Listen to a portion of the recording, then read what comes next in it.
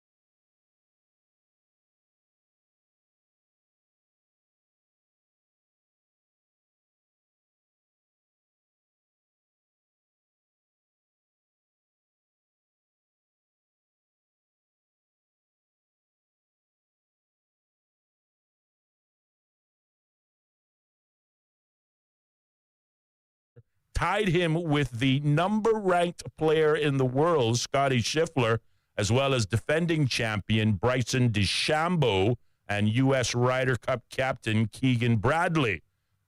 It was just one better than Masters champion Rory McIlroy. So when you consider those names, if you're a golfer and you know those names, Scotty Scheffler, Keegan Bradley, Brian DeChambeau, these are big names in golf, and our young, recently graduated, is playing it neck and neck with these guys. He's tied. Mm-hmm. Currently, his score going into today's was tied with the number one ranked player in the world in the same tournament. Mm-hmm. So it speaks, I think, to the degree of difficulty that the U.S. Open presents, but also to the skill level that Justin Hastings, who I believe is just 21 years old, he's not a bad golfer by any stretch of the imagination. And again, after round one of the U.S. Open, his score tied with the world number one. Not a bad day. So I'm very anxious to see how well he did in today's rounds, and maybe before the end of the show, I'll be able to do a quick check of the Golf Channel and see what the results may have ended up for him. The score after, I think, the first round left him in a tie for 49th. If he can stay under 60 after the close of play today, it will allow him to make the cut to the final round, which only the top 60 players and ties will be able to make that 36-hole final cut following today's second round. So if you know any good prayers, lift them up. Again, we'll take a quick look and see what his scores were today. But Cayman's own Justin Hastings holding his own at the U.S. Open. Very, very proud of him. And as we stated yesterday, big ups to not only Justin, who probably can't hear us, but certainly to his family, who probably can't hear us either because they're there at Oakmount, probably cheering him on. But somebody somewhere knows the young man and family and say, boy, Austin and Ellio bigging you up at home, So keep on doing what you're doing. We're very proud of you. So yeah, definitely. They got about 3 minutes left. And you still got more good news. We still got more good news. Really, it's about food security all the way around in the good news category.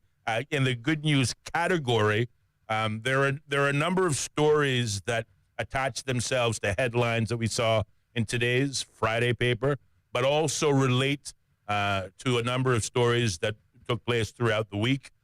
Some of the thoughts and priorities, for example, of the new incoming director of the Department of Agriculture, Mr. Wilbur Welcome, who we obviously congratulated earlier in the week, taking over from long-standing director, Mr. Brian Critchlow. Yeah.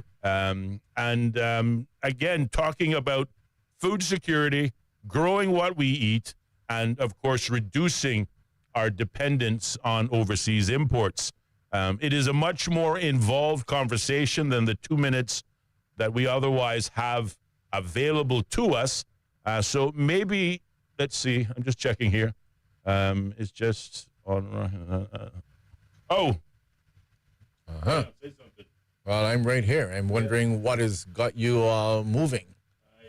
Well, either way, chatting about food is something I enjoy talking about. Not just the food, but the growing of it, the agriculture part of it. So what does it say?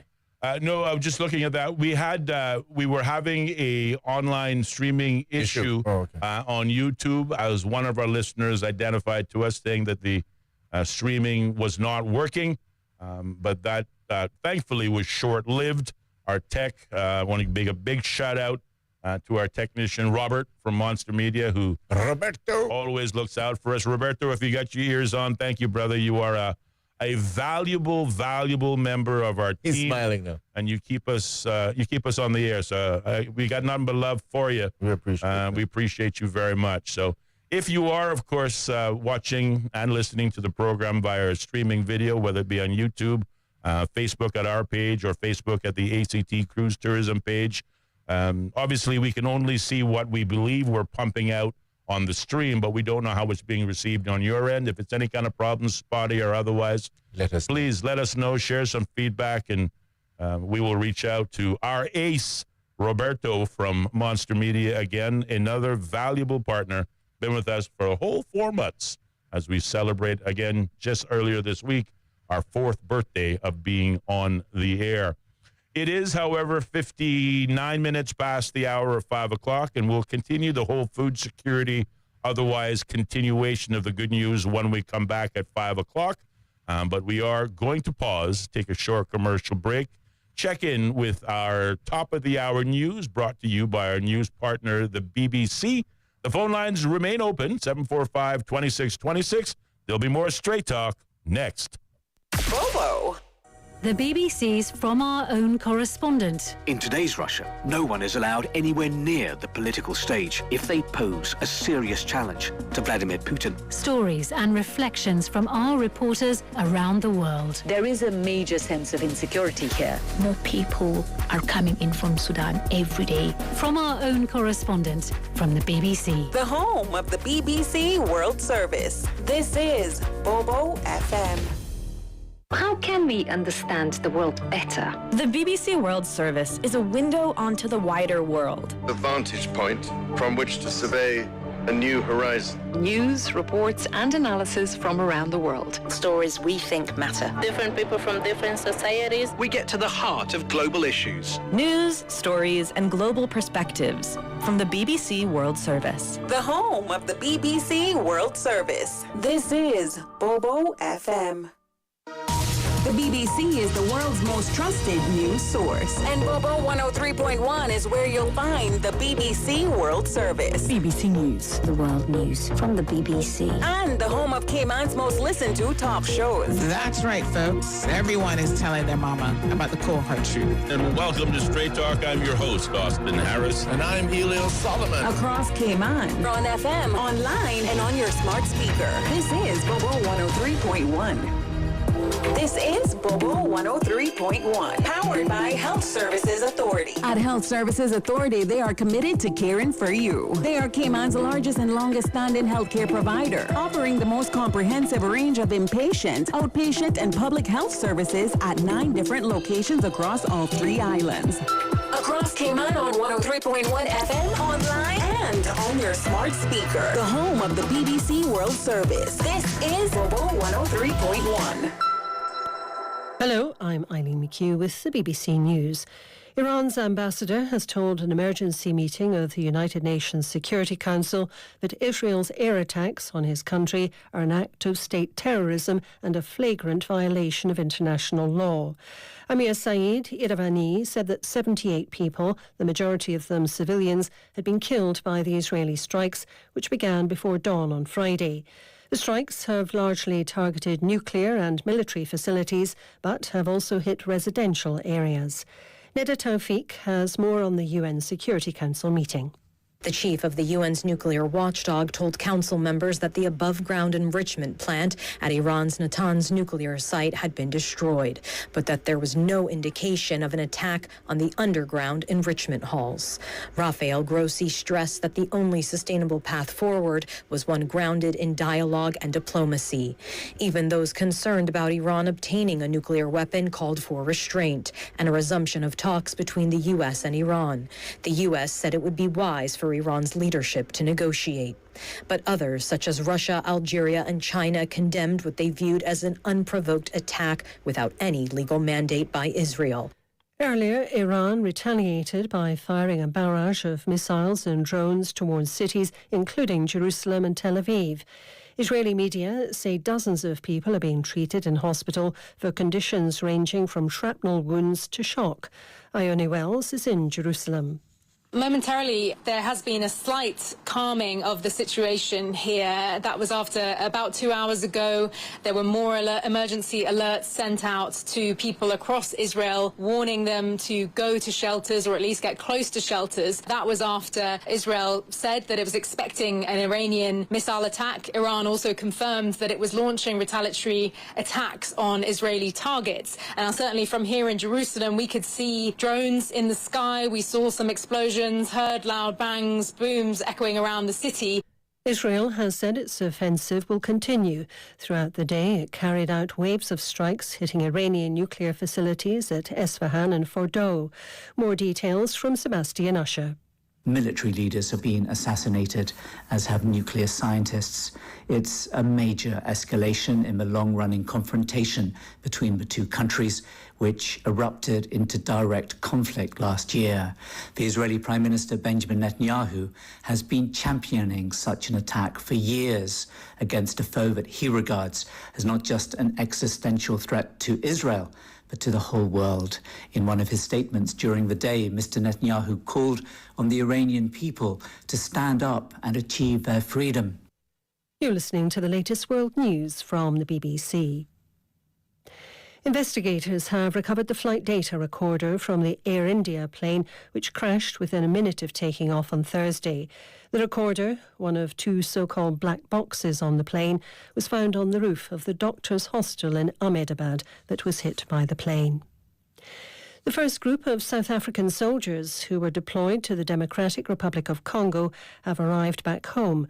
The return of almost 250 troops marks the start of a phased withdrawal. Will Ross has more details. It's hard to find any positives from the deployment of this Southern African regional force. Around 1,500 South Africans were part of the mission. The aim was to help a Congolese army that was up against the better-equipped M23 rebels. In January, 20 soldiers from the mission were killed as these Rwandan-backed fighters advanced, seizing mineral-rich territory. Most of the victims were South Africans. Officials in Pretoria dismissed reports that the troops were poorly equipped.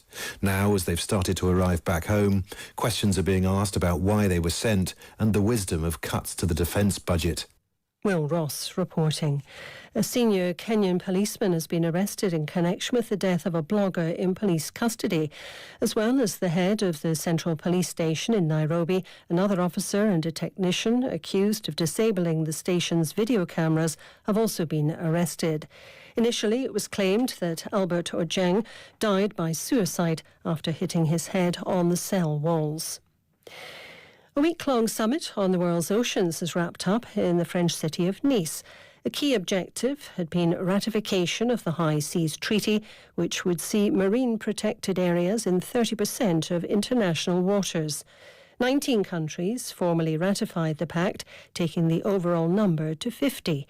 Another 10 are needed to bring the pact into force. That's the BBC World News. And opinions expressed on Straight Talk with Austin and Ellio do not necessarily reflect or represent the views of Stingray Media, its staff, or contributors. Callers to the program accept full responsibility for the views expressed. The show host and affiliates are not liable for any statements made or any harm claimed. All callers to the program indemnify Straight Talk from all claims. Offensive, defamatory, or unlawful content will not be tolerated. Be a part of the conversation by calling 745-2626. Now, here's Straight Talk with Austin and Ellio on Bobo 103.1. And welcome back, hey man, to more Straight Talk here on Bobo 103.1 FM on your radio dial and simulcasting live on YouTube and Facebook with the key search word Straight Talk Radio Show. You can also find us streaming live on the ACT Cruise Tourism Facebook page, where the phone lines are open, 745-2626, or you can reach out to us on our WhatsApp number, 928-2562. 7 minutes past the hour of 5 o'clock is the current time in studios as we move into our usual substantive conversation of the day. But as I stated, certainly prior to the break, it really is all very good news for the most part.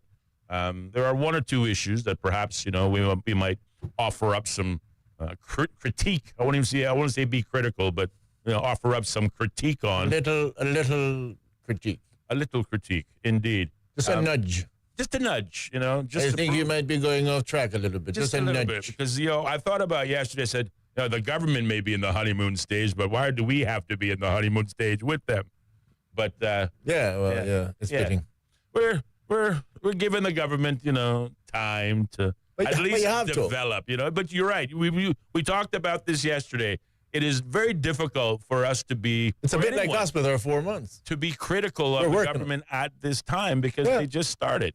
And we still don't know what their priorities are as a group. What would you be beating them about? Exactly. Well, I'm going to beat at least one minister today. Like, why hasn't this been done already? Indeed. It's been in there 15 days. Come on.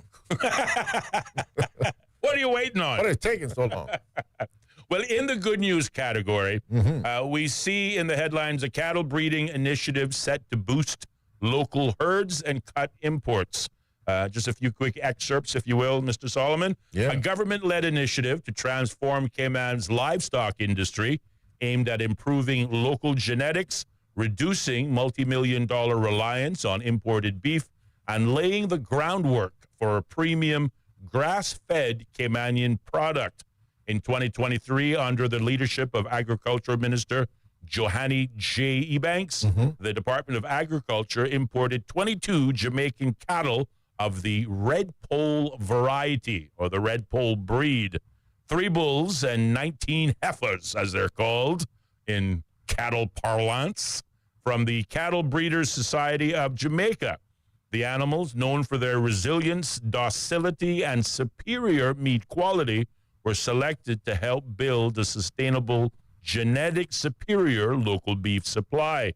Their arrival marked the launch of the Nucleus Breeding Herd Project, a central pillar of Cayman's livestock and food security strategy. This is the first time there has been a deliberate strategy by government to pass on specific genetics in the community and upgrade the genetic pool, said acting deputy director of agriculture, Des Moines Nash. Data on local livestock demand underscores the strategic opportunity. In 2023, Cayman had about 1,500 head of cattle, a mere fraction of what's needed to satisfy the local meat-eating demand in the same year. In that same year, beef imports topped 7,000 tons, valued at over U.S. $6.8 million, mostly from the United States. And I suspect, in the top variety of Black Angus and a few other types of cattle, that works out to about 10 kilos of beef per person annually. Nearly all of it is imported. Through this breeding initiative, the goal isn't to eliminate imports entirely, but to build capacity and quality. And, this is right up our alley because we are big supporters of agriculture. We are big supporters of growing what we eat. We talk about it often in the last 4 months that we've been on the air. We talk about the acres upon acres of agriculturable land that exists in the Cayman Islands, starting anywhere from Savannah, Newlands, and heading even further east into the eastern districts. In some cases, and let's admit it, the further out you go, the soil ain't the greatest. And we saw, I think it was Beacon Farms doing an initiative where they took on some of the East End rock and crushed it and made it, workable to grow in. So we think that is also arable, I think is the right word. Thank you. We share a brain, buddy, and I appreciate that so much. But so we are slowly but surely heading in the direction. No wonder I don't sleep well, Austin. Well, half my brain's missing. You're not alone. I don't sleep well either, and when I do sleep, I'm awake at the crack of dark 30. So whether I like it or not, but I digress. But we digress. This is a fantastic initiative. Yeah. It is something that I know persons. And I don't want to get his name wrong, but he's the farmer that has property there just as you head out towards the University College of the Cayman Islands. Bodden is his last name, but his first name escapes me at the moment. But he's been talking about, importing of cattle for a long time. I'm sure he's involved in one way or the other in this initiative that was rolled out in 2023. Kudos to Minister J. Ebanks. Kudos to the incoming Director of Agriculture, Wilbur Welcome, and certainly Des Moines Nash. They're all leaning us in the direction of food security. We heard also earlier this week that the new director, Wilbur Welcome, stated unequivocally, I think it was an interview with The Compass, that he will be making food security in general as a major priority. So not just cattle, but, hopefully vegetables, maybe even fruits. Again, maybe not to the level where we eliminate imports altogether, but certainly an opportunity for us to look after for ourselves, to feed ourselves. Obviously, anything that we can grow is fresher Obviously, the fresher it is, the more nutrient-rich it is, and the more nutrient-rich it is, the more healthy it is. And we can take those to market. We check a number of boxes. Number one, we create an employment demand for farmers, persons working in that space. It's been said that whilst it's unlikely that anyone will get rich from farming, but it has been stated unequivocally that farming and agriculture is a step above poverty. So in other words, if you got no job whatsoever, minimum skills, but you can certainly, you're good with your hands and maybe you have the patience for a green thumb, you can elevate yourself up to the fact where at least you can look after yourself, feed yourself, not only from what you grow, but from what you earn from the sector itself. So jobs is a big thing that can come from it. Again, use of some of the lands that are available for a productive reason, and food security for us to, again, reduce our demand, our dependence on foreign imports, and really start growing, feeding ourselves. No, and the whole issue about the introduction of new cattle from a perspective of genetic pool, I think is extremely important. And it's something that would probably evade or elude most persons who are not involved. But as you get out there, and whether it's goats or it's cows or whatever, it gets after a while very quickly that you're going to get to the point that, you can get a lot of the interbreeding that starts to take place. And of course, that doesn't do much in terms of the quality of the product. So the introduction of new bloodlines, if you like, new genetics, I think is extremely well. And to your point, kudos to all of those persons who are involved in making that happen. I think to a great extent, a large part, I think DOA, as in Department of Agriculture, is doing a very good job. No, absolutely. As someone who has to go there on pretty much a daily basis, you got some little hiccups. Yeah. I also want to perhaps touch one day on what classifies as commercial farming. The list goes on. I got a couple of peas there that I think needs to be improved, but I think they're doing a sterling job. Good job. I think certainly when we, perhaps engage, and by all means, just like, putting those guests on notice, we will be reaching out to Wilbur Welcome. We have already extended an invitation to the government, which includes J.E. Banks, the Minister of Agriculture, to come on and talk about these initiatives in his obviously very hefty ministerial responsibilities, but agriculture being, of course, near and dear to his heart. But like the statistics that, we talked about in terms of our dependence on meat, again, we basically consume 10 kilos of beef per person per year in the Cayman Islands, with a large portion of that coming from overseas.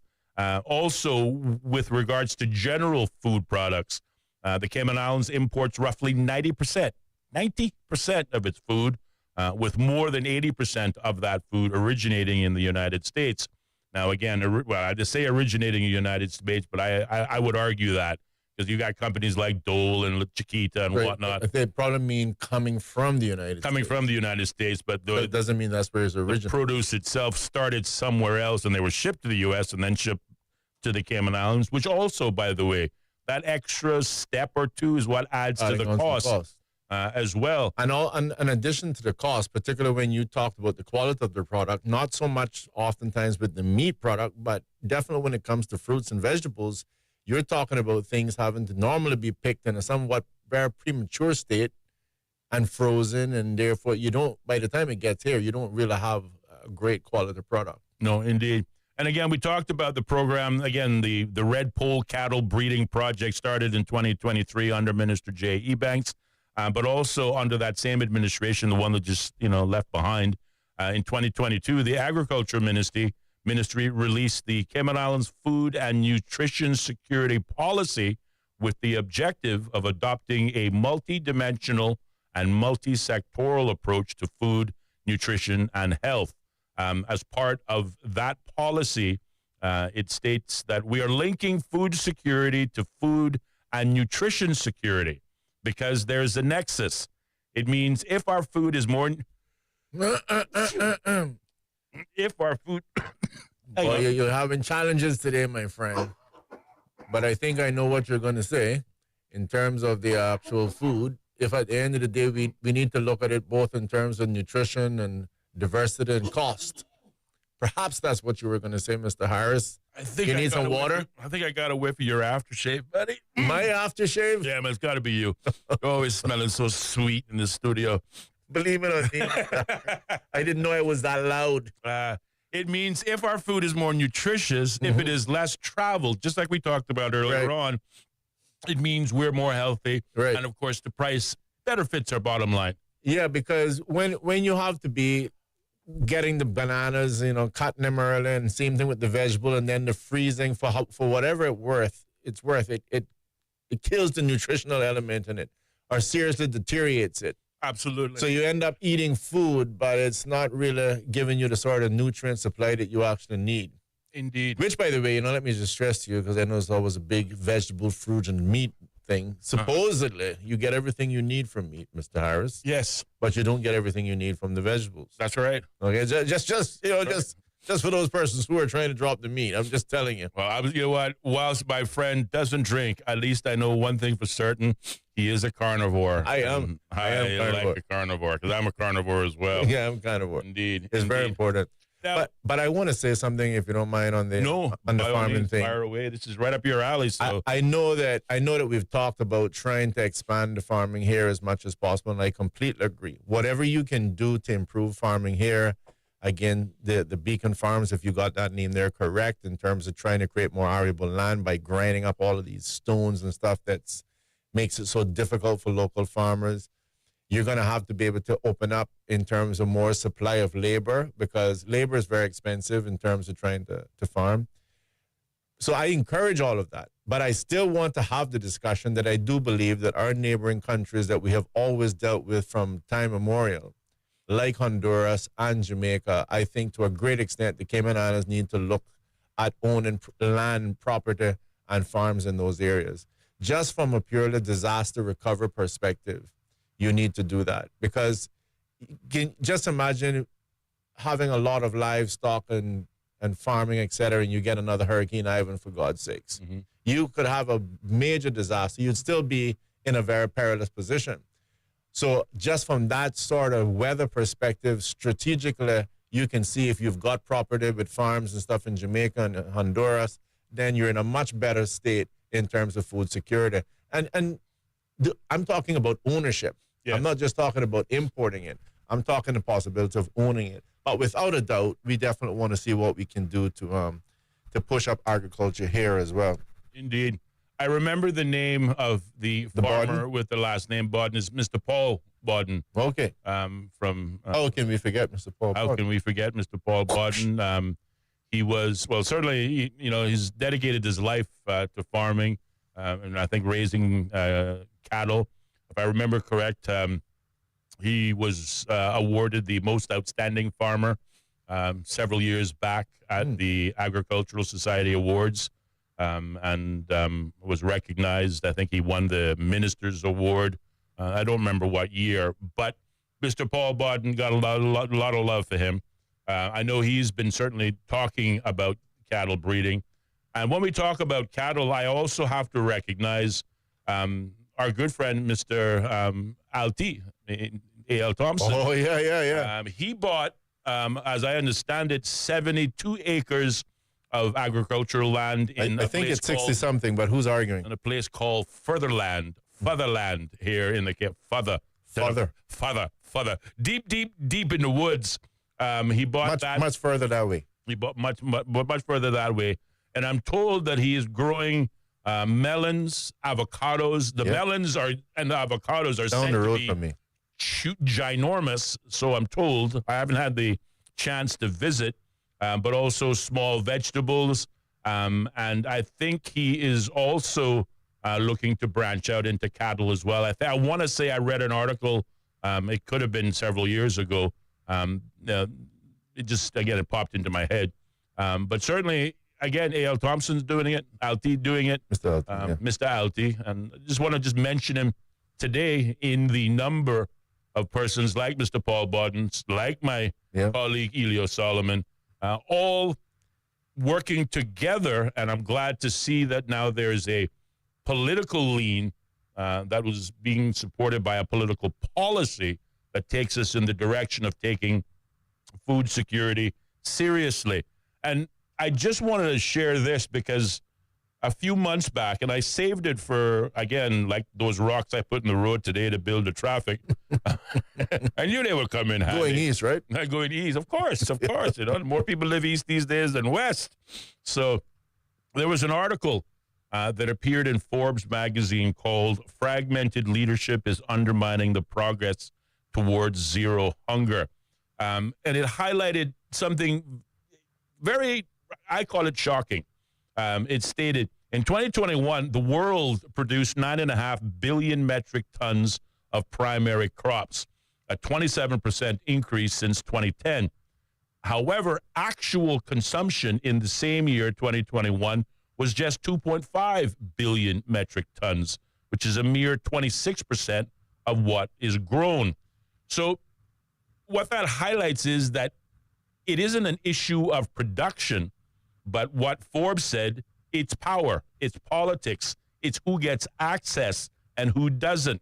It's about global disparities in the face of conflict, climate shocks, and shrinking budgets that leave some nations with a surplus while others struggle to feed their people. So, and that's just a small excerpt.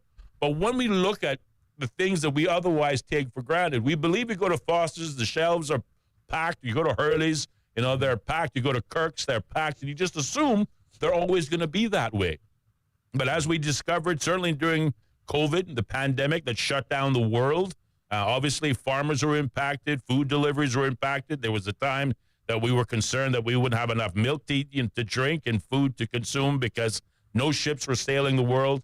The point here is that the Cayman Islands really is held hostage by the whims of the much larger nations that we depend on. Mm-hmm. And if we give up all reliance, all dependence on those entities to import us, to feed us, to fuel us, then really we are playing Russian roulette with our citizens' lives. So that is why this food security issue is... You're saying if we continue along that road of dependency. If we continue, yes, absolutely. If we continue down that road of dependency and do nothing about it, we are setting ourselves up for... And we're doing that with everything. We're doing it with food. This is, again, back to the tourism discussion. Yes. You know, 90% of your food coming from the U.S., 80-something, almost 90% if you're a tourist coming from the U.S., let's just keep praying for America when we go to sleep at night, shall we? Indeed. Quite right. Exactly. And you got a president who says, listen, we're going to make America great again, round 2. So he's telling you that he wants to bring those importing, those manufacturing jobs back to the U.S. The bottom line is he is focused on the United States and America and building it up again. We should be doing the same within the realm of our attainment. You know, we cannot control world food prices, but we can control how much we depend on imports to feed our people. And yes, we won't ever be able to produce everything that we eat. But if we start somewhere, and I'm glad to see the government has a political steer, so that means it's going to be funded to start to see an increase in agriculture and farming and cattle breeding in the Cayman Islands and a few other things. And certainly we encourage the same for backyard farming. If the government is doing it at a large or large scale, we can do it at a small scale. And, you know, every family that can cut down on 1 or 2 staple items by growing it themselves, not only are you healthier, not only is your pocketbook, you know, achieving a savings, but you are also reducing your dependence on what happens if the world shuts down again in the future. Yeah. Or if some, again, global power decides to say, you know what, we're not exporting our valuable minerals or food products or fuel anywhere else because it hurts them. We're going to hoard it all for ourselves. Where does that leave us? So we have to have a plan B or a redundancy plan. And that is why this issue, this topic of food security is so important. Absolutely. There's a lot of things that needs to be done. And this is, again, where it comes down to leadership. And in my opinion, not just about representing and not just about being a spokesperson, because here's the challenge. Right now, what we're doing works. Yep. It's working. Yep. The tourism right now is working. The farming right now is working. And to a great extent, the large amount of persons are going to be Why are we trying to rock the boat here? It's working. Why are we talking about purchasing land in Honduras or purchasing land in Jamaica, and then everybody's going to make noise about that? But tomorrow, something catastrophic happens. God forbid another Ivan and all livestock dead. Are there something that we can't even foresee? Well, at the end of the day, now when you can sit and say, well, we still have another option, so, here it is, then that leadership, those decisions that you've made will shine through. Indeed. Got to take a break. Yes, 29 minutes past the hour of 5 o'clock. It's the time. We got to pause, take a short commercial break, but keep it locked. There's much more Straight Talk still to come right here on Bobo 103.1 FM. More Straight Talk with Austin and Ellio coming up. Be a part of the conversation by calling 745-2626. Bobo 103.1.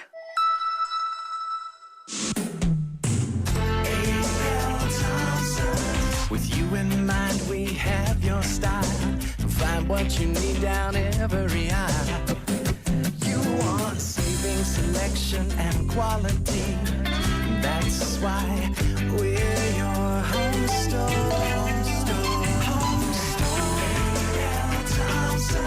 The way to make a home.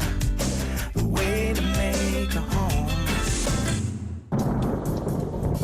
Be prepared. Hurricane supplies are needed not just to get through the storm, but afterwards as well. Have enough non-perishable food, water, and medicine to last each person a minimum of 3 days. Keep extra cash, a battery-powered radio, flashlights, and a USB charger for your cell phones. Be informed. Make a plan. Be prepared. For more information, visit caymanprepared.ky.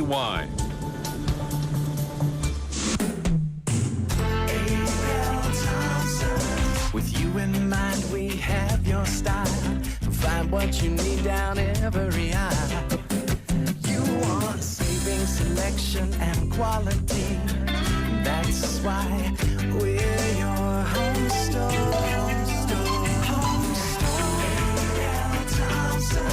The way to make a home. The way to make a home. The Office Hero. To claim this title, you have to make an exceedingly wise decision. Do something that benefits staff, impresses clients, all while keeping expenses low. Are you ready to be the Office Hero? Here's what to do. Call Hughes Cleaning Service. Hughes Cleaning Service will make your office shine and you a hero. Dusting, vacuuming, windows, sanitizing, and more. Hughes expert cleaners will make your office a healthy, immaculate, impressive workspace. Call 949-0734. Visit hughes-janitorial.com. Hughes, you get more than clean. At Polar Bear Air Conditioning, we believe in helping you to avoid costly mistakes and replacements. That's why we offer a quarterly maintenance program at a discounted price. You'll receive a 10% discount on all repairs, accessories, and services. Priority front-of-the-line customer status, reminders of your service, and no overtime rate for after-hours calls. Why not save money and avoid hassle with Polar Bear Air Conditioning? Need service now? Book our AC special for just $99. Book the next available technician at polarbear.ky. That's polarbear.ky.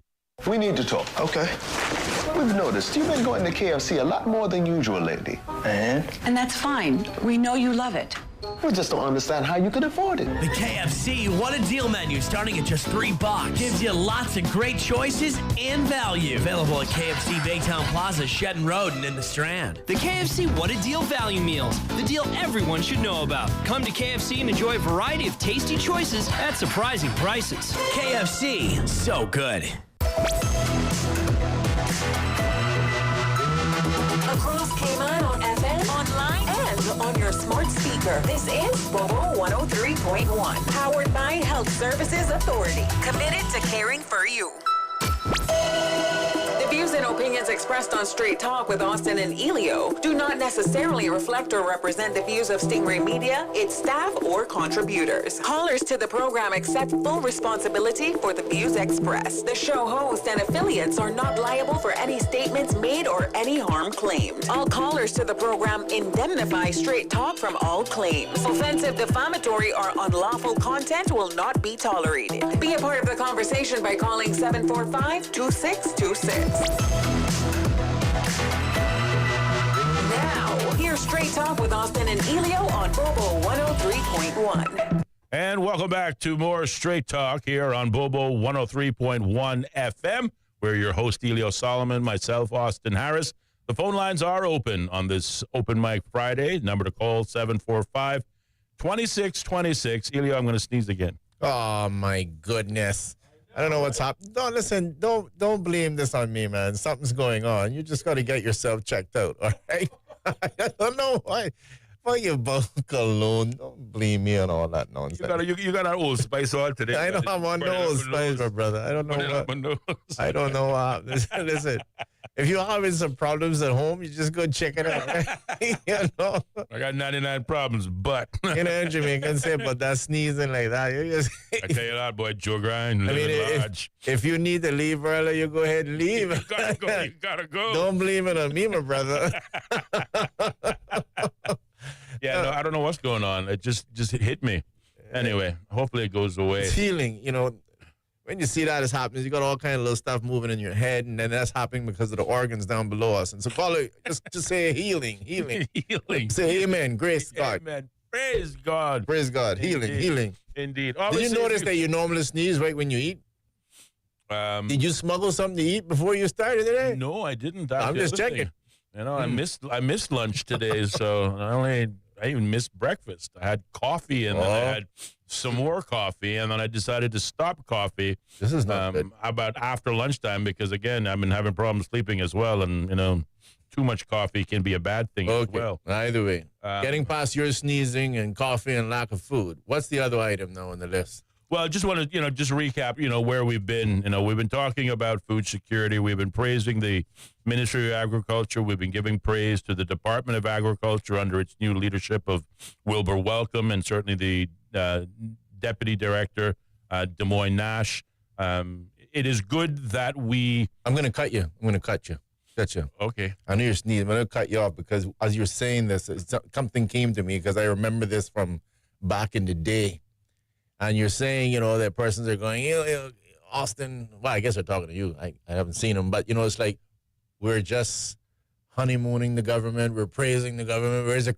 But you remember how that worked back in the day, right? Oh, yeah. So when the criticism, you don't get any flattering comments. Good guys, I really want to. That's true, I just really, You're not gonna hear him saying, I really just want to say, you guys are coming across really good, objective on the praising the government. Oh, ho, ho. But you won't hear the problems though when you start beating the government. All I want to do is tear the government down. Right. Yeah. Anyway, let's just enjoy it while it lasts, okay? Enjoy it while it lasts, but, it also is another fact that, good news doesn't sell. And I mean that to say that, right now, for the last couple of months, we've been really easy on the government, praising the government, for taking some bold first steps, giving them credit. Not attacking, not being critical. And the phone lines have been relatively quiet. Mm-hmm. Nobody's really engaging. But I promise you, the minute we start to ramp up and beat people and start to be more critical and start pointing fingers and start, saying, why did we elect them? Bring on the vote again. We need to kick them out of office. The phone lines are going to blow up. Everybody loves good whining and good bitching. Well, they just love to, pick on somebody and point fingers at somebody. And this is not just us saying it. I want you to watch this. If you're tuned into the show for the long haul, it's going to progressively get us there. But we're here again for the, umpteenth day, talking about good news, talking about praise that we're offering up to the government and to the civil service and the public service for taking us in the right direction. And good news just isn't, palatable. But just you wait. But don't worry, I got a little bit of that critique here before the show is over. So maybe I will prove myself right by, again, giving you some evidence to go with it. But the phone line's kind of silent while we're being good. So we're talking about food security and, of course, praising the cattle program, the Red Pole program. On the government side, praising the new director of agriculture for making food security a priority. Also recognizing the likes of Mr. A.L. Thompson, LT, for, again, making the investment in farming some 72 acres. And I was told it is 72 acres. But, tomato.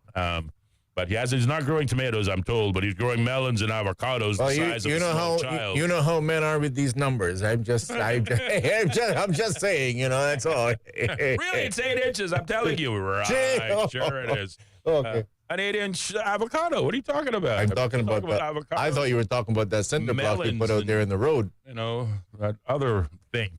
Anyway. Continue. You just sold something. What I am concerned about, though, and this was also in the headlines. So we talked about the red pole cattle that came from Jamaica. Right. And for the quality, people will argue that maybe red pole, doesn't have the kind of marketing branding that Black Angus does. Mm-hmm. But arguably, depending on how, what your tastes are, many people argue that red pole and Black Angus are of the similar quality, certainly in terms of tenderness and maybe even in flavor. But we got that from Jamaica. There was an article that appeared a few weeks ago with the headline, "From Patties to Poultry, What Jamaica Food Can Offer Cayman." Mm-hmm. And this really wasn't coming from our politicians, but the Minister of Agriculture, Fisheries and Mining, Minister Floyd Green in Jamaica, suggesting that Jamaica holds immense untapped potential in the Cayman Islands. And I just want to say, whilst I'm all about collaboration, and I have no problems with collaborating with Jamaica when you know our historical ties to Jamaica. We were once governed by Jamaica. You won't hear me say a wry negative word about Jamaica or Jamaicans ever, because, again, whether you like it or not, we are tied to them from day one. So they are our original day ones, if you call it as such. But we also see in the headlines just this week that the Cayman Islands is also Jamaica's largest Caribbean source market for tourism, having provided some 31,000 visitors in 2024. This represents a significant surge in regional tourism, with visitor arrivals from the Caribbean increasing. Now, it's all well and good to develop trading pathways that are beneficial, if you will, to both jurisdictions. But arguably, like we talked about, this whole Barbados-LA route that was, carved out as some tourism plan clearly benefited LA and Barbados, but it didn't benefit Cayman very much. Mm-hmm. The Minister of Tourism at the time says, well, it wasn't costing us anything either. Cayman Airways was being used as a shuttle, and it was being paid to make those trips.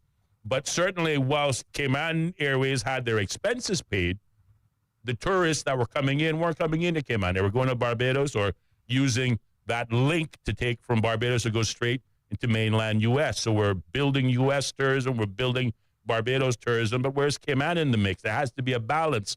And that's my problem with this notion. And again, Minister Floyd Green is doing what ministers are supposed to do, creating new pathways of revenue, obviously improving their bottom line. But I don't want us to become too dependent on Jamaica and lifting them up, as we're doing certainly as our number one source country in tourism, because we are also in the tourism business. So we have to look out and be conscious of our own interest as well. And they say friend is one thing, but business is business, and we have to, it's not personal, it's just good business. Why are there a lot of people traveling to Jamaica? I mean, I know that a lot of Caymanians would travel to Jamaica for visa reasons, right? Yeah. Going to the U.S. Embassy. Yeah. Well, there's that. I mean, outside that, obviously, then it's just probably most likely either a route somewhere else or just enjoy Jamaica. That I'd love to see the numbers or the percentages. There's that, certainly we talk about, visitors coming to this country and using Cayman as a launching pad to get to Cuba, particularly Americans. They can't fly into Cuba directly, but they can come here, and then go to Cuba, fly back to Cayman, and go back to the U.S. Their passport obviously never stamped, and nobody's really done anything illegal. Right. And again, there are, I think, legitimate financial opportunities that we can use to develop that, but it has to be, it has to be mutually beneficial. We have to be very careful that when we create these pathways, that we don't go about improving the financial position of one jurisdiction and forgetting about our own. A partnership. You're starting to sound a little bit like Trump, concerned about the deficit. Well, I am always getting more than us. Deficit. And we're told again there could very well still be a deficit. come at the end of the year. And we don't want any of that because we have been here. We've been down this road. We know the troubles and the challenges it brings. We always say, he who forgets the past is destined to repeat it. And if we, lose our discipline as it relates to spending, again, that's my biggest criticism of the last administration. Well, it was my second biggest criticism of the last administration. They were rudderless because everybody wanted to be king, or everybody wanted to be chief, and nobody wanted to be an Indian. And number two, everybody wanted their wish list and their spend list to be approved, and that's why we are in a financial quandary under the new administration. Despite the start of the first year, which has been very profitable, arguably the most profitable first quarter in the Cayman Islands in history, which, of course, largely is built off of the fees, licensing fees of banks and financial institutions. But there is still a risk that we could very well be in a deficit position at the end of this year and potentially the end of 2026. I believe the government will take serious steps to avoid that. I believe Minister Ralston Anglin, as a Minister of Finance, is looking at this carefully. Certainly, he is a qualified accountant. And, we have a number of big guns, smart professionals within the government. And, of course, there's supporting group, if you will, that is outside of caucus, the unelected arm of it. So hopefully we don't end up down that road. But we do know what a debt spiral looks like because we were there once upon a time. And that's my only point. We've been down this road before. We know where this road leads, and we know how painful that road can be for the average citizen. We've seen inflation rise. We've seen prices rise, and people will tell you right now, the summertime is here. The hottest time of the year, CUC can raise its rates. So people are already complaining about double and triple CUC bills for the month of June, and it's going to get worse in July and August. So it is a careful balancing act, and this is where you have to hold your government accountable to not get too crazy in developing these trade relations that, they sound good on paper, but when you break down the numbers, it's like that partnership between a horse and rider. It's a partnership, but one of those partners has a bridle in his mouth, and the other one's, got somebody on the back. So who's coming out on top in that horse and rider relationship? It's the same type of situation when we look at, too much dependence on the U.S. is one thing, but then too much exporting partnership with Jamaica is also a bad thing, particularly when a lot of these things that are being proposed, again, they talk about importing poultry, chickens and eggs. I think if I remember correctly, this government, the last government, rolled out a national egg strategy. They got it called Nest. So again, we can have chicken farms and we can have egg farms, and we got them running around wild anyway. So why not put them in cages and commercialize these things? We do not necessarily need to, swap one dependent territory for another. We don't swap the U.S. and replace them with Jamaica when we could be doing it ourselves, is my only point. Yeah, well, I definitely think you want to do as much things as you can yourself, but I believe at the end of the day, strategically being able to reach out to various countries and be able to get that sort of synergy going, I think, again, for let's call it redundancy purposes, I think that is also good. I wanted to make a comment on this issue about going to Jamaica on the visas. One of the things I did when, I think it was while I was in office, or it could have been as a civil servant, but I can't remember. I think it's when I was in office. We created, prisoners had to go from the prison to the courts for the remand purposes, right? And that obviously meant, the buses and the security guards, etc. And naturally, that brought its own risk in terms, for the general public. But there were at least one room that was created at the prison that would allow the cameras, the courts, to be able to connect wirelessly, if you like, to the prison, to be able to look at those prisoners back, front, everywhere, and therefore avoid the travel. And I remember while I was there, we had the discussions of, is it possible for us to do something similar when it comes to the visas? Why can't we have a wireless connection to Jamaica? And, is it something that the U.S. would allow us to be able to do, that you get in that thing there and they can do a virtual interview and you be able to get your visa as opposed to having to travel? Now, naturally, that would save a tremendous amount of money for those persons who have to buy the ticket, you have to rent hotel, you have to buy food, and you're doing that at least 1 or 2 days, arguably. And then normally, I'm sure what happens is if you say, well, I'm already over there for 2 days, I might as well enjoy it, right? Stay 4. Yeah. And that is where it's good for building the Cayman economy or Jamaica economy. It's not necessarily doing much for Cayman. And so I just wonder if anybody actually continued on with that initiative and actually reached out and see what could happen and what Well, it's funny you mentioned that. As you say it, I also recall, and I was, again, in attendance in one of the meetings under, the administration that I was a part of between 2017 and 2021, where I believe we met with a U.S. ambassador or an envoy to the U.S. Embassy. I believe he came before caucus, and if it wasn't caucus, it was some other meeting that I was, privileged to attend. Right. And that very same question came up. What can we do, to avoid the puddle jump to Jamaica to get our visas? Can we do this here? Because as far as the U.S. are concerned, in terms of rating, the U.S. rates certain countries in terms of risk. And Cayman is not that. And the Cayman Islands is not anywhere near the risk threshold. Correct. It's viewed as a very safe, very dependable, very secure, if not stable. Thus, we have the visa waiver. Indeed. Thus, we have the visa waiver. Again, not every country can boast to having this. So it's really based on I guess, the legitimacy of that jurisdiction. But one of the things that meeting yielded from that member, that envoy, was that Cayman is just not big enough of a source market to justify putting a U.S. embassy or perhaps a visa sort of hub like they have in Jamaica here in Cayman. We just don't have the population mass to justify the cost and whatever else is involved in that process, and that's where it was pretty much left.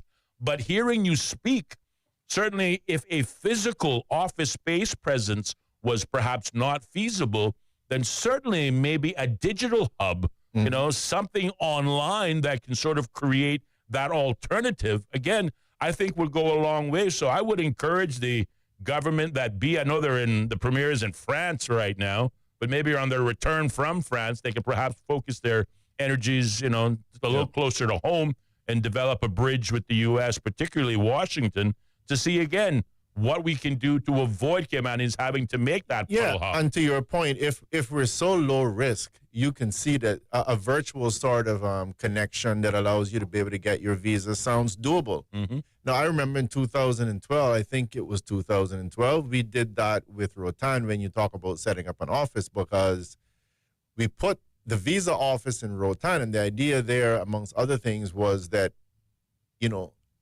the people coming from the mainland in Honduras now would have to go to Rotan. Mm-hmm.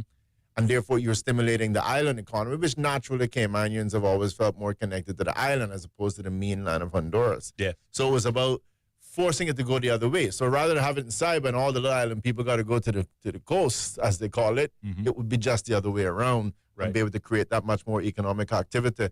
But the country would be saving a tremendous amount of money if you could put some kind of a virtual connection that avoided actually having to make a trip to Jamaica just to renew your visa. And especially in consideration of what you were saying, that you were actually able to confirm, I think we can infer it, but you were able to confirm that they look at Cayman as a very low-risk jurisdiction. Yes. It's like, come on, guys, we don't have to worry about these people. And I think the visa waiver is one of those things that aids us in that inference, but having heard it confirms it. And to me, it just makes it sound all the more reason why it'd be totally feasible to do a virtual connection. Oh, absolutely. I think it's a brilliant idea. And, unfortunately, we never thought of it. But to your earlier question, those conversations were followed up on.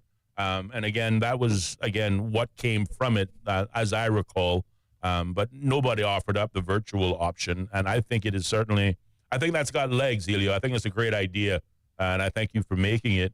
And hopefully somebody with, some policy decision-making abilities is tuned in, and maybe they can make it a reality. What's the worst could happen? You got a talk show that consists of Ellio Solomon and Austin Harris that is largely in your favor so far, giving you all the props, Be good. Bigging you up instead of tearing you down.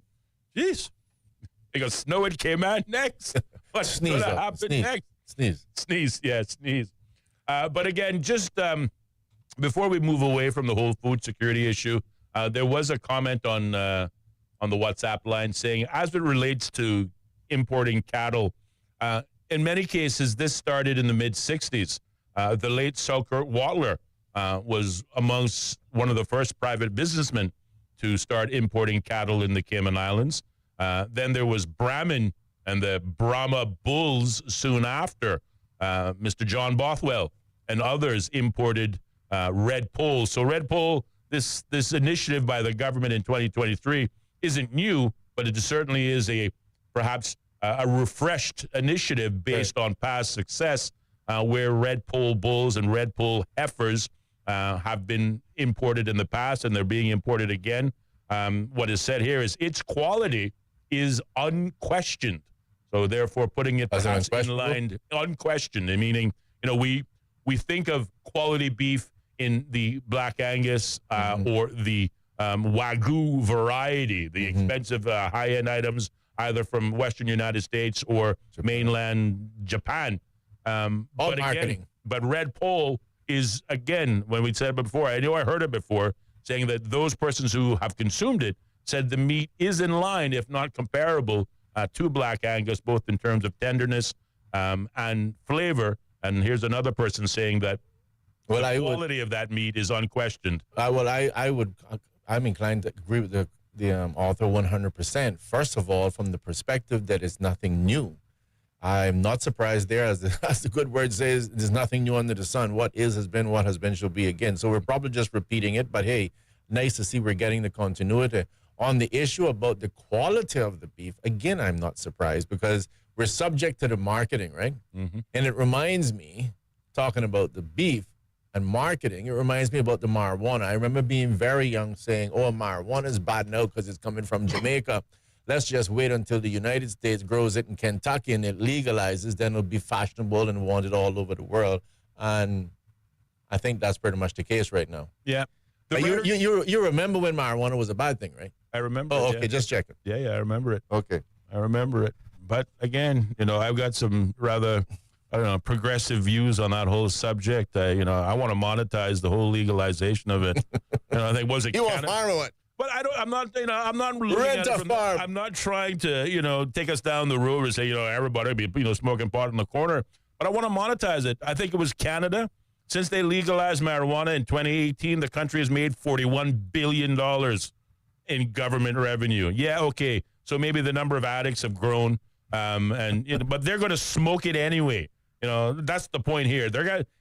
If people are good, it's like guns. You can do all you want to control the borders, but they're going to find a way here. I'm not suggesting that, we make guns legal like perhaps they are available in the U.S., but guns aren't created in the Caribbean. They're made and manufactured in the U.S. and Europe, but somehow they find their way to the Caribbean. So people will get access just because there is a demand for them. Drugs is the same thing. And again, whether it be Canada, whether it be Colorado, you figure, okay, the lesser of two evils. If you can't beat them, join them. Let's legalize it. Let's add a sin tax. There's a city of junkies. Like we do with Colorado. Cigarettes. And again, $41 billion in new revenue is kind of hard to shake a stick at. I know I'm going to get some enemies and perhaps criticism for making that comment. But I tell you, if you want to talk about marijuana being a good thing or a bad thing, I'm not talking about the psychoactive component of it, but I'm certainly talking about the monetizing, a.k.a. the business side of it. But I don't want to get too far down that rabbit hole. Going back to cattle, the writer just concludes it saying that we seem to be, as it relates to this cattle initiative, and of course the consumption of beef and where it comes from, we seem to be, as is usually the case, victims of our own success. It seems that all of the red pole breeding that was done over the decades has been stifled by consumers' preference for imported beef. Cayman, since we became a modernized first world country, gotten out of the smoke pot days, as we call it, where mosquitoes would basically be so fierce that they would suffocate, cattle. We started becoming developed. We got more buildings and we got more prominence. Somewhere Caymanians got, quote unquote, weird about eating local beef en masse, instead having a preference for the imported Black Angus, Wagyu, and everything else foreign. People, that's I just one think, opinion. I agree with the author. I think that he or she is absolutely correct. The we seem to underestimate the power of what we digest through our minds, through our eyes, the smell, the taste, the sound, through our ears. And we're marketed, though. Grab the average guy on the street that goes in and talks about the Angus beef. He couldn't tell you if you did a taste test. He couldn't even tell you what Angus beef means. It's just marketed. Oh, it's a good thing. So yes. Oh, Angus, yes. And at the end of the day, it's ferric. It's not something that you understand in substance. Is, in my humble opinion, it's all marketing. Yes. And again, just to cover quickly, because I know you talked about the marijuana, I would say I'm a person that I'm old-fashioned. I believe you look at something and determine if it's good for humans or if it's not. If it's not good for humans, you don't consume it, and you do your best to avoid consumption. Well, 59 minutes past the hour of 6 o'clock is the time, or 5 o'clock. We're going to pause, but more Straight Talk. Bobo. Welcome to our newsroom here in central London. We place ourselves here at a little desk right in the thick of things. OS from the BBC. We can catch the very latest news from our colleagues, not just in this enormous room, but also from our colleagues around the world. I'm in the room where they're treating children. This is a combat zone. The situation after the typhoon is very complicated. It was a very tense situation. OS from the BBC. The home of the BBC World Service. This is Bobo FM. BBC News. BBC News. World news from the BBC. Violent clashes. Thick black smoke. A tremendous legal victory. Crucial elections. Destructive winds. A search and recovery operation. A race against time. An imminent threat. Flying a drone over a rival team's training session. Whatever is happening, wherever it's happening, catch up with the latest news bulletins from the BBC. The home of the BBC World Service. This is Bobo FM. The BBC's From Our Own Correspondent. In today's Russia, no one is allowed anywhere near the political stage if they pose a serious challenge to Vladimir Putin. Stories and reflections from our reporters around the world. There is a major sense of insecurity here. More people are coming in from Sudan every day. From Our Own Correspondent from the BBC. The home of the BBC World Service. This is Bobo FM. This is Bobo 103.1, powered by Health Services Authority. At Health Services Authority, they are committed to caring for you. They are Cayman's largest and longest-standing healthcare provider, offering the most comprehensive range of inpatient, outpatient, and public health services at 9 different locations across all 3 islands. Across Cayman on 103.1 FM, online, and on your smart speaker. The home of the BBC World Service. This is Bobo 103.1. BBC News, hello, I'm Eileen McHugh. Iran's ambassador has told an emergency meeting of the United Nations Security Council that Israel's air attacks on his country are an act of state terrorism and a flagrant violation of international law. Amir Saeed Iravani said that 78 people had been killed, the majority of them civilians, since the Israeli strikes began before dawn on Friday. The Israeli regime, the most dangerous and terrorist regime in the world, with full intelligence and political support from the United States regime, conducted a series of coordinated and premeditated military attacks across multiple cities in Iran. These acts of aggression and unlawful strikes target peaceful nuclear facilities. Earlier, Iran retaliated by firing a barrage of missiles and drones towards cities including Jerusalem and Tel Aviv. It's not yet clear how much of the damage was caused by direct strikes or from falling debris after interceptions by air defences. Israel's ambassador to the UN, Danny Danon, told the Security Council that an Iran with nuclear ambitions would be a serious threat to Israel.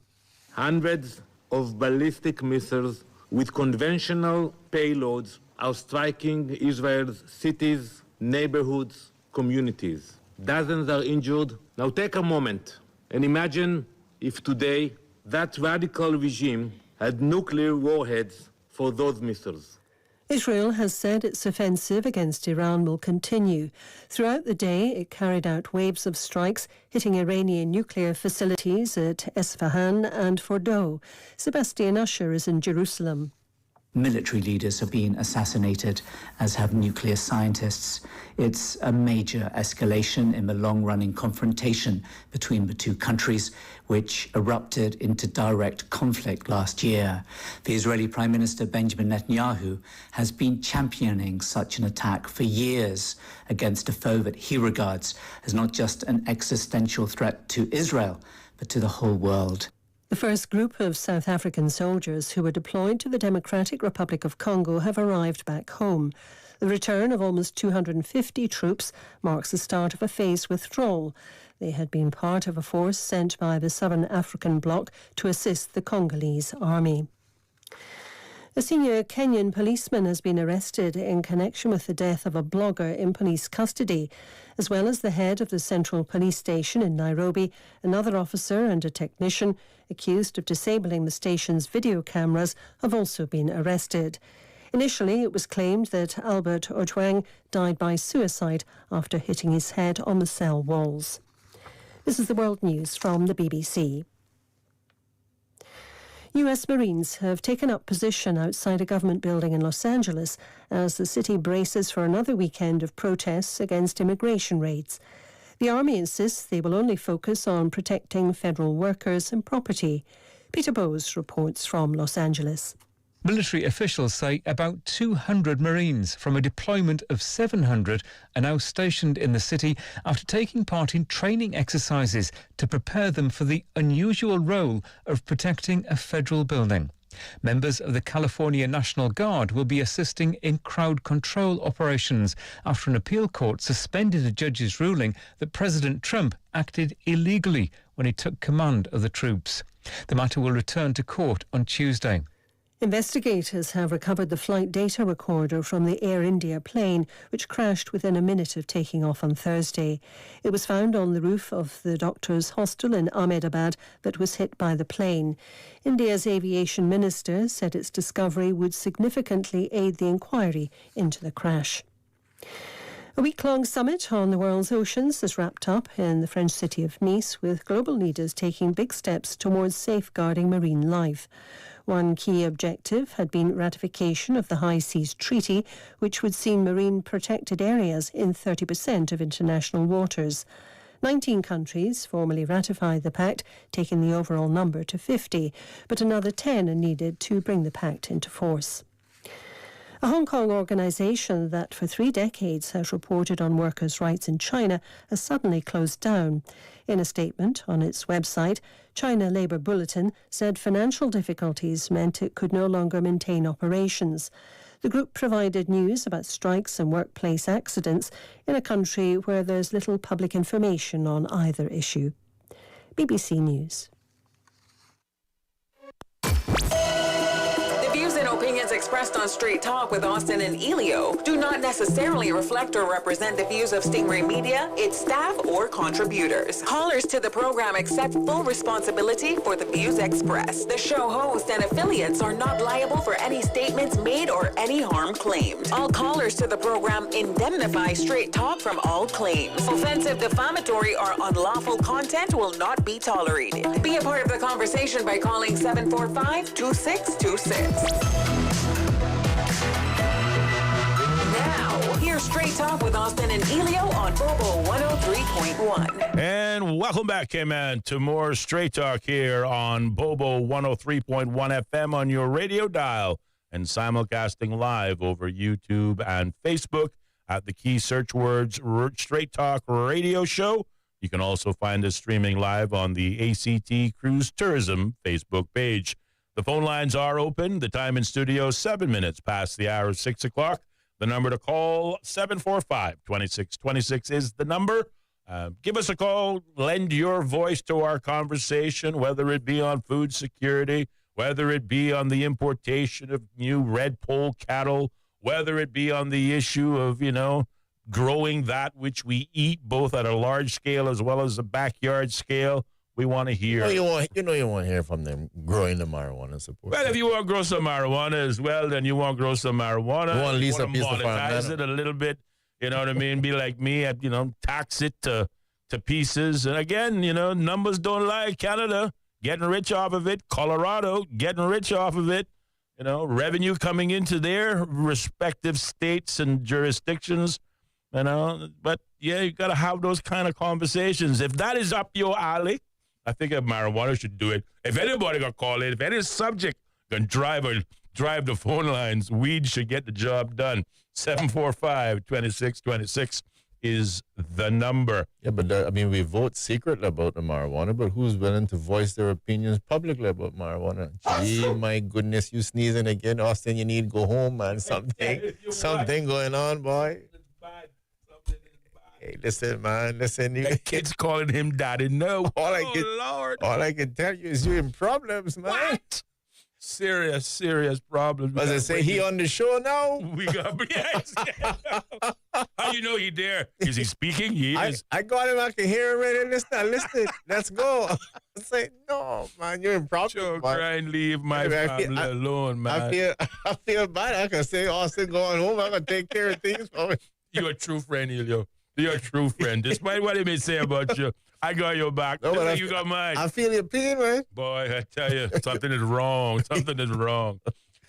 So, again, for those folks out there who think we're going too soft or perhaps, lost our edge on being too nice to the government, maybe this next discussion topic is right up your alley.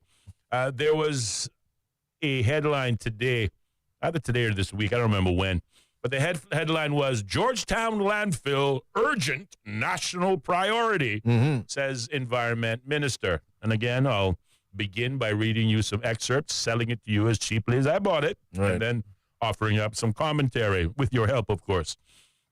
Cayman's Environment Minister, the Honorable Catherine Ebanks-Wilkes, says the ever-growing Georgetown landfill poses a threat to the environment, health, and the economy, and is an urgent national priority. Ebanks-Wilkes' comments come after she toured the landfill, nicknamed Mount Trashmore, last week on World Environment Day, the 5th of June. She added, the Cayman Islands needs a waste system that works, and I'm fully committed to delivering one that is both affordable and built to last. A deal to remediate the current Georgetown landfill and create a waste-to-energy and recycling facility collapsed last year. As a result, the recently seated government administration has to look at new approaches to address this issue.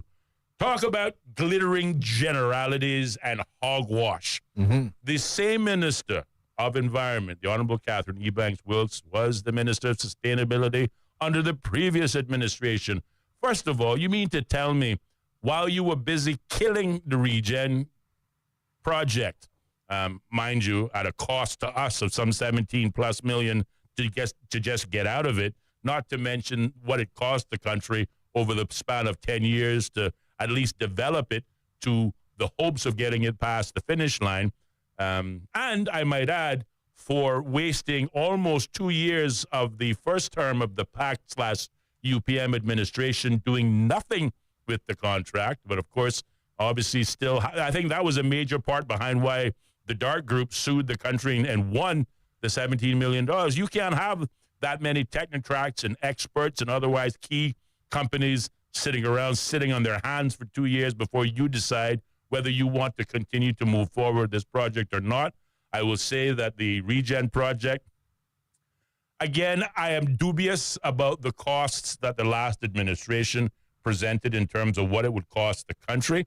I am very dubious about that, even though the Auditor General somehow got on that bandwagon. But again, I argue that if you sit on a project that is, again, in 2021, was near to be signed, and then you don't do anything on that project until almost 2023, then it's going to cost you a lot of money. But what I find ridiculous, and again, glittering generalities and nothing more than a political photo op, and disingenuous, frankly, for Catherine Ebanks-Wilkes, the minister now for the environment, who was the Minister of Sustainability under the last government, at least when they were in government. It saved the 4 months. Thank God for continuity. When they quit and moved off to the edge and then said, enough is enough. But she toured Mount Trashmore as if touring it for the first time. She was heavily involved in what was the dismantling of Regen. She knows what Mount Trashmore is. She could have saved herself a photo op. She could have saved herself a trip to Mount Trashmore, because it's not a pleasant field trip, not to say the least. But now, all of a sudden, it's become an urgent national priority. I don't know what the present administration plans are. I wouldn't be surprised at all if when we restart the process and the tendering process, and, I don't know what will be done different, especially if it's going to be done with local foreign direct investment or otherwise, because let's face it, there's only really one potential investor with pockets deep enough to do anything with Mount Trashmore that isn't the government through financial borrowing. Again, are we just basically going to rebrand the initiative and have the same company that we rejected and we paid off come back to the table to present again? And they're going to say, well, this is a better deal. I'm very disappointed in the government, particularly the last administration, for killing a deal that took 10 years in the making, killing a deal that really addressed one thing we are in agreement on. The landfill, Mount Trashmore, is the most critical threat to the environment in the Cayman Islands that we have, period. All the cruise berthing facilities, even the runway that runs into the North Sound, killing 22 acres, is no bigger threat than what is looming before our very eyes just as we drive through the Esterly-Tibbetts Highway, either looking to the right or to the left. Every time it catches on fire, we can, deal with those noxious chemicals. Every time we drive by after it rains, you put your window down, you know what I'm talking about. It is around the corner from the airport, so whilst we're busy, spending what will be, when it's all said and done, $1.5 billion in renovating and rebuilding our airport, we're still going to drive our high-end 5-star luxury tourists past the dump to get to their hotels. But now it becomes an urgent priority. Please, it's a little tongue-in-cheek. I'm a little disappointed. It was a photo op, and I really, really, I doubt the sincerity of our government when they now say it's a national priority. It's been a national priority. We were closer than we were ever been to solving it. Yeah, the deal wasn't perfect, but you tell me which deal is. And at the end of the day, when it doesn't necessarily come out of our pockets, anyway, I'm a little concerned. I think there's a lot of politics at play here. This was a photo op, and it's the same ministry where my colleague made me laugh, and we brought the phrase glittering generalities in terms of those ministries' plans to roll out, which, again, she used a lot of big words, suggesting there's a lot of reports to be written. My takeaway from, the policy objectives of that ministry was described in one word: expensive. And now we're talking about the dump. If they thought the last version was expensive, I can't wait to see what this government rolls out for Mount Trashmore as their solution. Well, first of all, I would say that I am surprised that the opposition, particularly those PPM members that have been there for quite some time, I'm surprised that they haven't actually said anything about this issue, because they were a terrible opposition under the last administration, and they're proving to be clearly continuing down that path where silence is golden. To your point, they should be, because banging in the drum. The regen project, as far as I know, would have been started under the PPM. But either way, I don't know why they're not saying anything.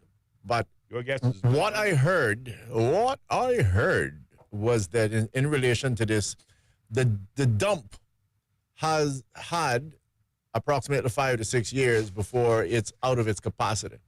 Can't take any more. Yep. And that now is reduced to 4 to 5. Anyone that knows the government process knows that it's not something that's going to happen very quickly in terms of RFPs and, soliciting bids, and the list goes on. I would have thought that when the minister canceled the project, or when the government/minister made the decision to cancel that project, you should have already had a plan about what's the alternative. Yep. So it is, and again, I know that it was supposed to be a lawsuit for $17.7 million or something to that effect. Whether it's happened or not, I don't know. But I imagine it's pretty fair to say, if Dart is attempting to sue, then he's going to sue because it's going to be successful. Yeah. So we've lost $17.7 million. We didn't get a project, and we're now simply hearing that, hey, it's urgent, and we're gonna go and look for some options. Yeah, but again, I mean, what are they gonna do? I mean, if they rejected the regen offer, okay, fine, it all couldn't have been bad. It perhaps could have used a bit more fine-tuning. Maybe we needed to manage our expectations a little better, because I believe the Auditor General made one or two, I thought, useful recommendations. Again, not every criticism, all of it is right, and neither is all of it bad. There is always a middle of the road. But for as long as we've been having that conversation about Trashmore, Regen was the closest we have ever gotten to getting a sort of remediation deal or solution on the table, and almost crossed the finish line until the last administration came on board. And frankly, it just wasn't on their radar. They took almost 2 years of do nothing. That cost the country money. We talk about it all the time. You can do something and get it wrong, it'll cost us. If you do nothing, it'll cost us. So again, 6 of one, half a dozen of the next. But now the government, in its, I guess, its realization that they're in power, it's now a pressing national priority. I say to you, Honorable Minister, it's been a pressing national priority. And by restarting the process, it's going to be kind of like the development plan. You know, we can still end another governmental 4-year term and be no closer to achieving it than when we started. And that is a disturbing reality, certainly from an environmental perspective. And the government should be ashamed of itself. This is not a photo op issue. This is a real and looming, clear and present danger to the Cayman Islands. And it has been that way for a long time. And we keep, again, reshuffling the deck chairs on the Titanic. This ship is still going to go down, and one of these days, the Mount Trashmore going to be finished. And look, we keep developing the way we do it. We keep building the way we're doing. Again, and we talk about it. You know, okay, so you want to renovate the airport at a cost of $1.5 billion because you want to bring in more people. But at the same token, you talk about how much Cayman is developing too much. What are you going to do? You're going to bring in more people. They need a place to stay. So that means more hotels, not less. That means more development, not less. And what do you get with development? You get destruction, you get trash, you get more people. Obviously, that also adds to the trash. People are complaining right now that what we need in the country is a reset. We need to give the country time to get its infrastructure caught up, as if, these things happened in a vacuum. We were heading in a direction we clearly, supposedly felt comfortable in going anyway. Yeah. Well, don't get me onto the environmentalists. I mean, a big concern that I have about the government, if I must say, is going to be what is going to happen in relation to the environment, because quite a few of those persons seem to have the support of some of these, self-proclaimed owners of this private island called Cayman Islands and their environmental agenda. And it doesn't seem as if it's solution-based. It's simply a matter of being able to stop every project. I remember the same minister, getting a lot of kudos, a lot of accolades, and praise was sent out when she canceled the Regen project, which of course your supporters can do that. It's the taxpayers who have to pay the $17.7 million. But hopefully, again, I'm giving the government time.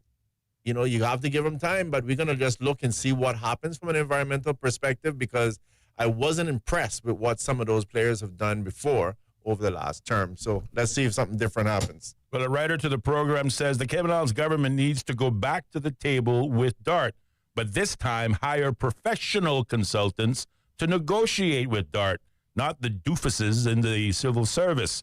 Extra money might be spent on consultants, but perhaps it will be less than the $17.7 million it cost us just to get out of what was perhaps the only real deal Mount Trashmore has ever seen. 745-2626 is the number, or 928-2562. Yeah, but I want to hear from you. I think if there's going to be one thing, and I'll be watching, but I think if there's going to be one Achilles heel, if we like to say, on this government, it's probably going to be the environmental stuff, because I have watched the relationship with some of the members of this government with the, as I've said before, the self-proclaimed owners of this private island and their environmental agenda. There's a very cushy relationship with some of the members of the government, and it remains to be seen. And again, I will say, you were there, you canceled this project. The moment you're sitting at a table and you're saying, guys, we're making a decision that we have to cancel this project, part of that should already be saying What's the alternative? Yeah, exactly. What is the alternative? What are we going to do? If you don't like this deal, what else are we going to do? Yeah. Let's see. If you think Mount Trashmore going to last us another 10 years, then you're dreaming in Technicolor. Yeah, so we have a surgery, and it's very expensive, and it's risky. I don't know if I want to go forward with this. Okay, what's the alternative? That's the question you have to ask. Absolutely. And sometimes you are stuck somewhat between a rock and a hard place.